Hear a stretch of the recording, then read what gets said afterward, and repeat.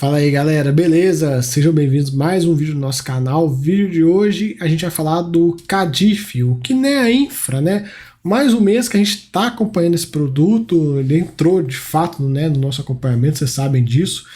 É o maior FII Infra, assim, cara, de longe, assim, mas de muito longe. Acho que o segundo maior é o do BTG.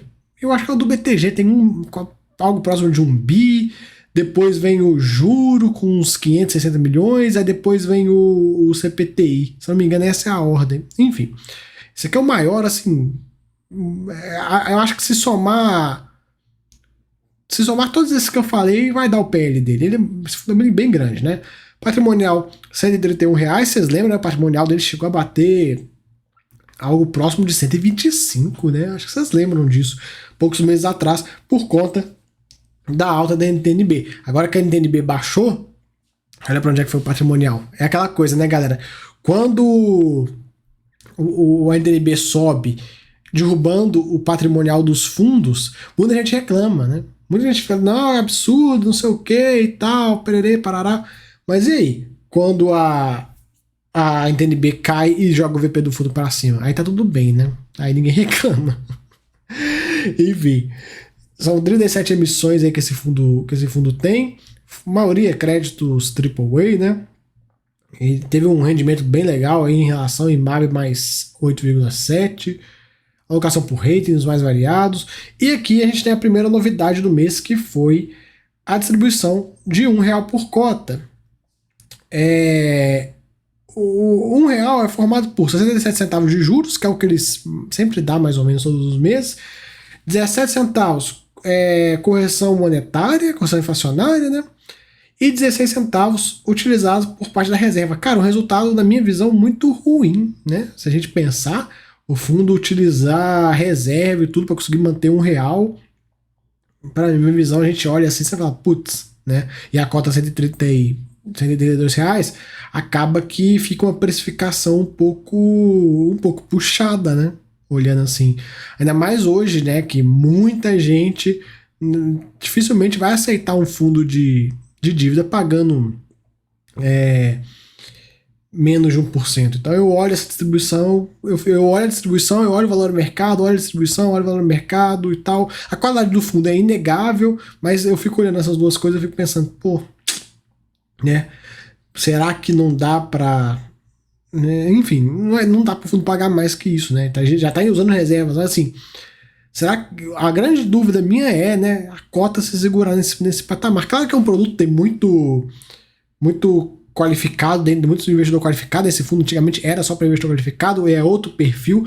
Eu fico pensando, se ele tivesse nascido para investidor em geral, se a cota hoje não estaria no limbo. Eu imagino que isso poderia acontecer por conta dessa questão da precificação que eu falo com vocês, né? O mercado de pessoas físicas mesmo é muito sensível a variações de rendimento.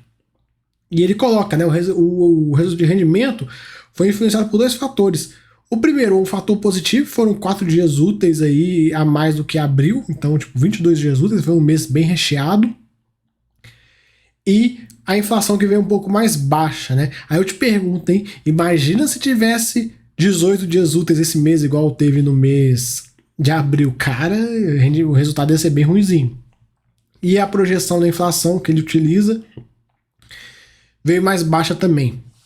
Vamos ver, galera, agora com essa questão de reoneração de combustível, possivelmente no diesel, se vai mexer na inflação aí. Vocês lembram que eu havia comentado em alguns vídeos de uma possível deflação, né? Vocês lembram que eu estava comentando sobre isso. E é até legal a gente atualizar esse assunto, porque descartada essa possibilidade. Por que foi descartada?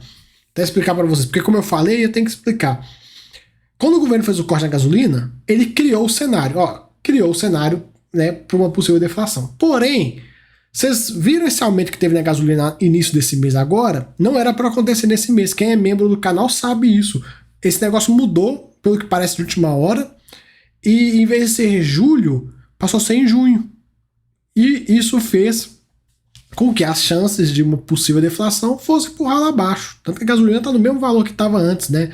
Então isso acabou contribuindo, né?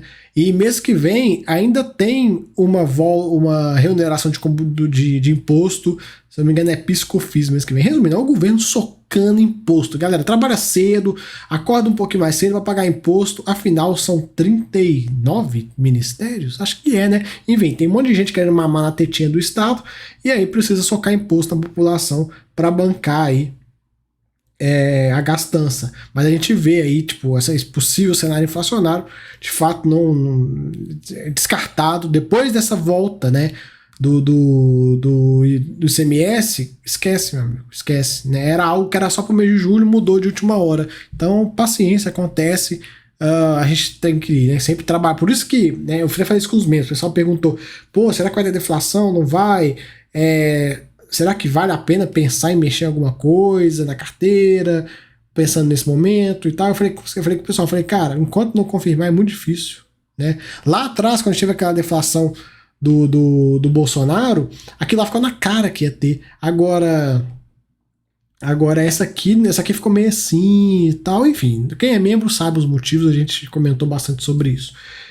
Enfim, vamos ver as previsões de inflação que vão saindo por aí, e aí a gente vai comentando para ver qual direção que o rendimento desse fundo vai.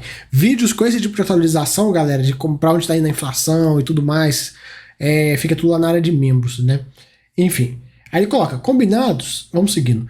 Esses dois efeitos, né, maior quantidade de Jesus e menor inflação, empatou e a distribuição fica no mesmo patamar do mês anterior, né? E a flutuação normal, cara, que pega num fundo de infra. Ele comenta sobre a cota patrimonial, que teve um desempenho forte, né? A gente viu, outro dia estava em 125, né? Subiu praticamente 5%. E as taxas, né, dos títulos públicos indexados ao IPCA recuaram bem, também, né? Jogou o IMAB para cima.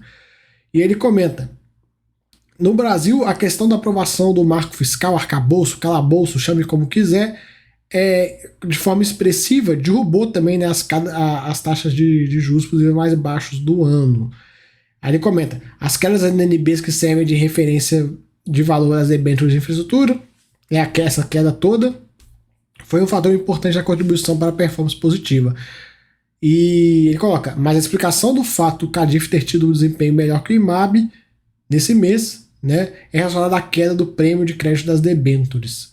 Aí ele comenta: depois dos eventos negativos de Americanas e Light, que aumentou muito o prêmio de crédito, agora as coisas estão se ajeitando, se ajustando.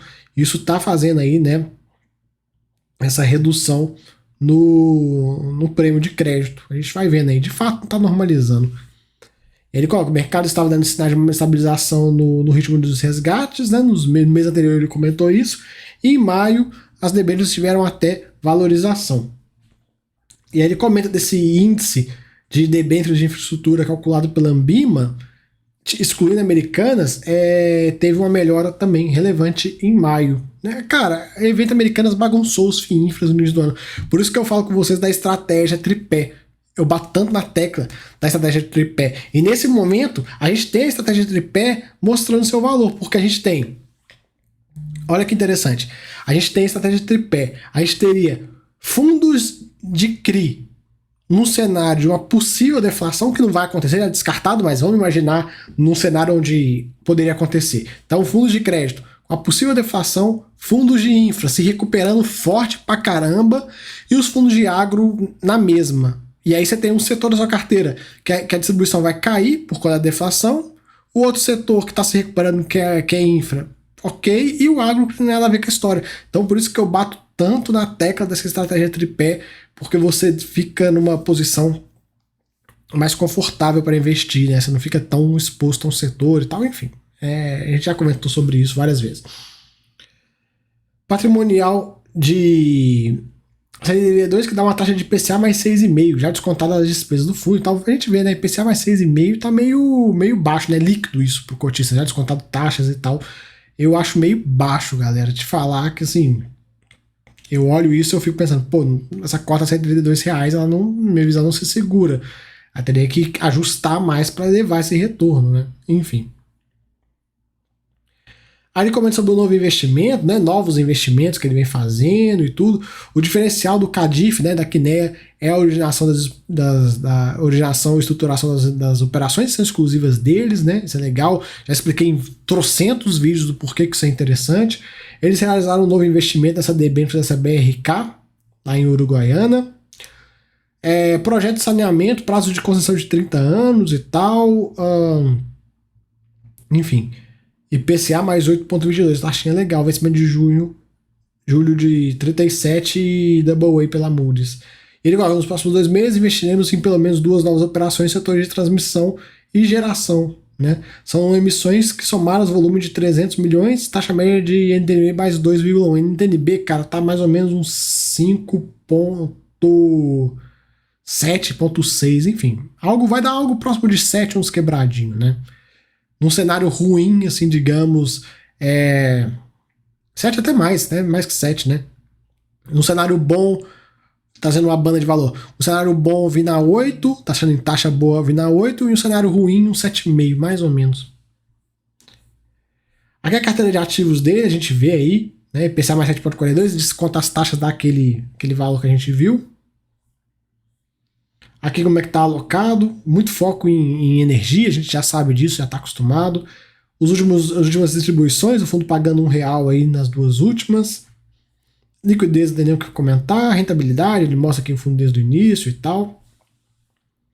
E os ativos. Cara, é isso, tem para comentar sobre o CADIF. Deixa aí nos comentários o que vocês acham desse valor dele, né? R$132 pagando R$1 por cota. E aí, você que é cotista, o que você acha? O que você vai fazer? Deixa aí pra gente, beleza? Valeu aí, até a próxima. Fui!